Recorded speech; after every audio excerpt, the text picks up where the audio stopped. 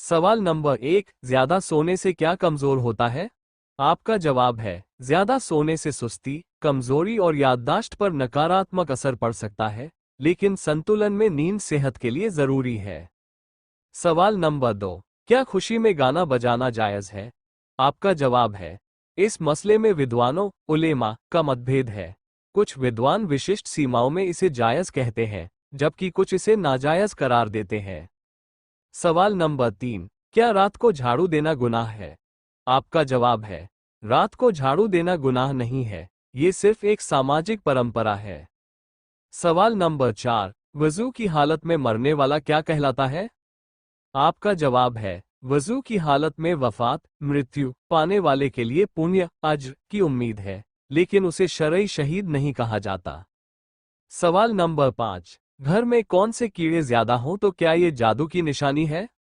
आपका जवाब है, घर में चींटियां या दूसरे कीड़े होना आमतौर पर सफाई या मौसम की वजह से होता है, इसे जादू की निशानी नहीं कहा जा सकता। सवाल नंबर 6, जमीन पर सोने से कौन सी बीमारी नहीं होती? आपका जवाब है, जमीन पर सोने से किसी खास बीमारी से मुकम्मल हिफाजत की वैज्ञानिक रूप से कोई ठोस दलील मौजूद नहीं है। सवाल नंबर 7, कयामत के करीब शरीर का कौन सा हिस्सा बड़ा होगा? आपका जवाब है, ऐसी कोई प्रामाणिक मुस्तनद हदीस मौजूद नहीं है कि कयामत के करीब विशेष रूप से पेट बड़ा होगा।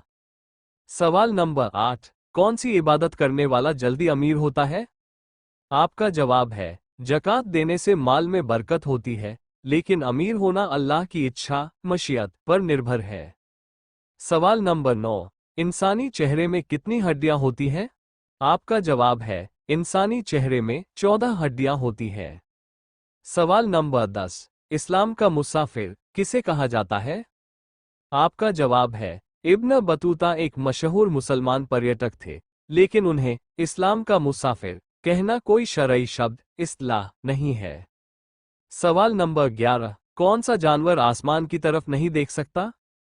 आपका जवाब है, सामान्य जानकारी के अनुसार सूअर पिग अपनी गर्दन की बनावट की वजह से सीधा ऊपर नहीं देख सकता। सवाल नंबर 12, मक्का से बैतुल मुकद्दस के सफर को क्या कहते हैं? आपका जवाब है, मक्का से बैतुल मुकद्दस के सफर को इसरा कहा जाता है। ये जानकारी भरा तोहफा अपने दोस्तों और रिश्तेदारों के साथ शेयर कर दें। इस वीडियो को लाइक कर दें और चैनल को सब्सक्राइब कर दें। शुक्रिया। सवाल नंबर 13, सबसे ज्यादा उम्र वाला जानवर कौन सा है? आपका जवाब है, सबसे ज्यादा उम्र पाने वाले जानवरों में कछुए की कुछ प्रजातियां शामिल हैं, जो 100 साल से ज्यादा जीवित रह सकती हैं। सवाल नंबर 14, सबसे खूबसूरत सहाबी कौन थे? आपका जवाब है, हजरत दहिया कल्बी रज़ियल्लाहु अन्हु को खूबसूरती में मशहूर समझा जाता है। सवाल नंबर 15, कुरान में मछली का जिक्र कितनी बार आया है? आपका जवाब है, कुरान में मछली का जिक्र विभिन्न स्थानों पर आया है, लेकिन इसकी सटीक संख्या के बारे में अलग अलग राय मौजूद है। सवाल नंबर 16, नमाज या कुरान पढ़ते समय आंखों में आंसू आना किस बात की निशानी है? आपका जवाब है, ये दिल की नरमी, खुशू, एकाग्रता और अल्लाह के डर व मोहब्बत की निशानी है। सवाल नंबर 17, सुबह के समय लिंग नफ्स का खड़ा होना किस बात की निशानी है? आपका जवाब है, यह एक प्राकृतिक शारीरिक प्रक्रिया है और आमतौर पर स्वास्थ्य की निशानी समझी जाती है। सवाल नंबर 18, क्या आप जानते हैं कि इबलीस पर पहली लानत किसने भेजी थी? आपका जवाब है, इबलीस पर पहली लानत हजरत जिब्रील अलैहिस्सलाम ने भेजी थी। सवाल नंबर 19, वो कौन सा जानवर है जो पहले जन्नत में था लेकिन अब वो दोज़ख नरक में है? आपका जवाब है, अज़दहा यानी सांप। सवाल नंबर 20, कुरान पाक सबसे पहले किस जानवर की खाल पर लिखा गया था? आपका जवाब है, कुरान पाक सबसे पहले ऊंट की खाल पर लिखा गया था।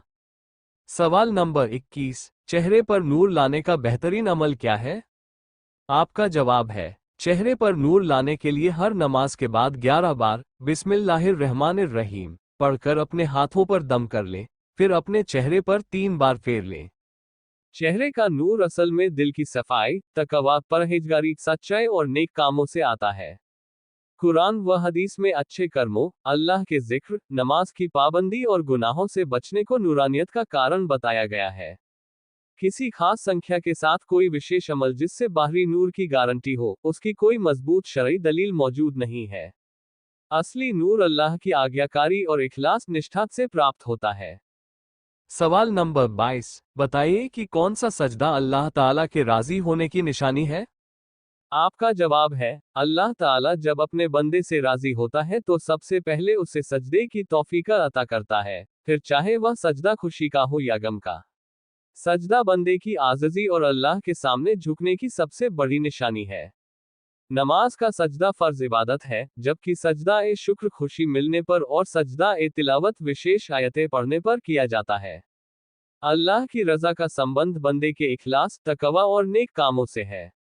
ये कहना कि कोई एक विशेष सजदा खुद ब खुद रजा की पक्की निशानी है, सही नहीं है। असली पैमाना तकवा और फरमाबरदारी है।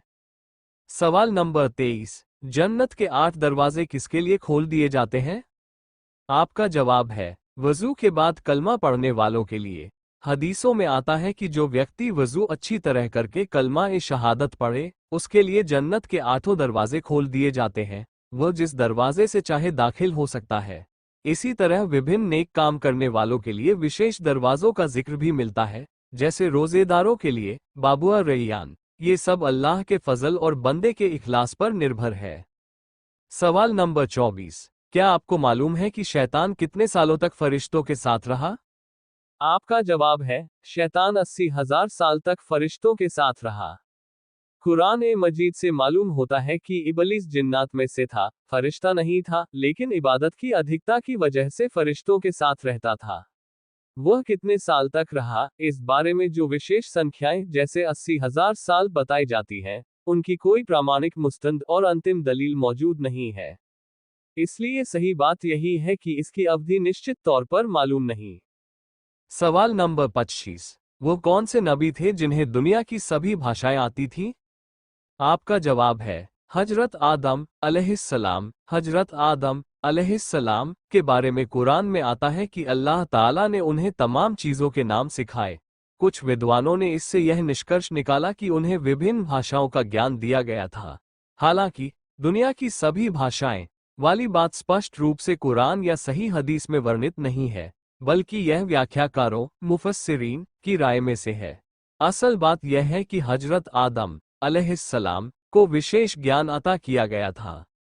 ये जानकारी भरा तोहफा अपने दोस्तों और रिश्तेदारों के साथ शेयर कर दें। इस वीडियो को लाइक कर दें और चैनल को सब्सक्राइब कर दें। शुक्रिया।